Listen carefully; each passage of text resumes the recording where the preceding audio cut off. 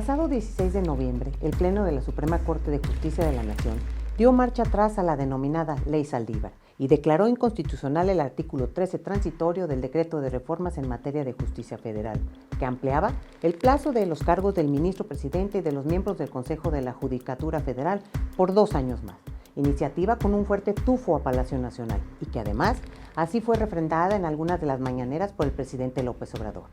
Así, se quedan para los anales de la historia el hecho de que la Suprema Corte de Justicia de la Nación se pronunciara como se pronunció en un asunto que dejaba claramente ver la intromisión del Poder Ejecutivo sobre el Judicial. Y además, el hecho de que las relaciones entre el presidente de la Corte y el Ejecutivo rayan de lo cordial a la sumisión. Es importante hacer un balance de lo ocurrido y preguntarnos como sociedad de manera seria y objetiva hasta dónde los jueces deben involucrarse en la política, hasta dónde los políticos deben involucrarse en los tribunales y sus decisiones. Al responder estas preguntas con conocimiento de causa les puedo decir, sí existe ese involucramiento de los políticos en los asuntos judiciales, más por un sentido de venganza que por apego al Estado de Derecho. Considero que debemos entenderlo en lo que compete a las dos vías y que tiene una carga para cada una de las posiciones. Para los juzgadores, la tentación de los reflectores y de quedar bien con el que ejerce el poder siempre será parte de una gran debilidad humana de nuestros jueces. Quieren también hacerse sentir con el poder que ejercen y, ¿por qué no?, compartir las viandas y las lisonjas con las que vive el Ejecutivo. Para ello, necesitan quedar siempre bien para que sean invitados a esos banquetes de distribución económica de las partidas presupuestales que van implícitas como bonos por su buen desempeño.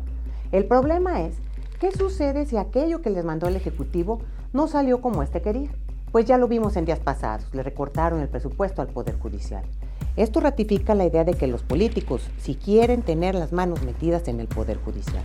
Por otro lado, le digo, a lo largo de la historia de nuestro país, a la Suprema Corte de Justicia de la Nación por lo regular iban los compadres y amigos del titular del Ejecutivo en turno, como un reconocimiento a su buen desempeño profesional y para refrendar con ello la amistad. Es en últimas fechas que hemos observado como moneda de uso común y sobre todo desde los gobiernos panistas cómo se le ha dado otro uso a la integración de la Corte. Para nadie es desconocido que legisladores federales salidos de la extracción panista, hoy instalados en bufetes jurídicos, son quienes en su momento promovieron a ciertos magistrados y jueces y por eso hoy se venden como cabilderos ante dichos ministros o magistrados y de hecho cobran fuertes cantidades de dinero por esos cabildeos, sobre todo a clientes de corte empresarial y muy recientemente a gobernadores de los estados. Dicho lo anterior, queda clara la fuerte intromisión que tienen los actores políticos en la persecución de ciertos asuntos donde dichos actores han llevado su venganza política a la justicia. Esta judicialización de la política de la que me había referido en otra cápsula la considero una clara intromisión del poder político para desviar el sentido de la justicia de un país. Le quita imparcialidad al poder judicial que se vuelve incondicional del poder ejecutivo.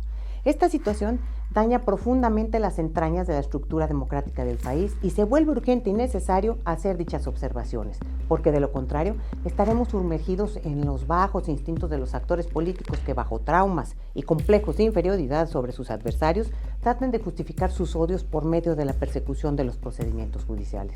Sí, así como lo escucho. Es totalmente riesgoso no hacer estas observaciones y tenemos que pedirle, y por qué no, exigirle al Poder Judicial su independencia del Poder Ejecutivo. Su sometimiento daña la moral de nuestra democracia. La persecución política por la vía judicial se tiene que legislar ya. La persecución maliciosa que hacen los actores políticos se tiene que castigar, así como se castiga y se persigue la corrupción.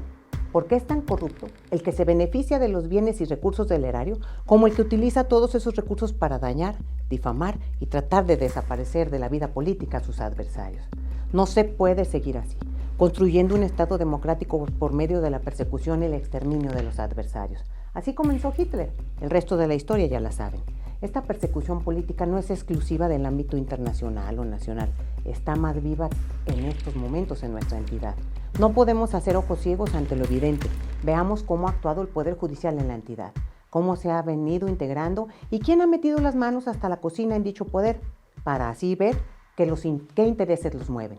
Se vuelve muy importante y necesario que nuestros legisladores locales revisen y hagan algo respecto de la persecución maliciosa.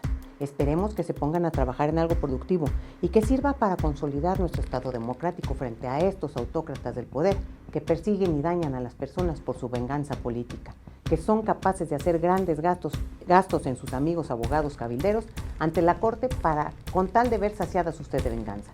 Pero esa es mi opinión, como siempre le digo. La mejor opinión la tiene usted.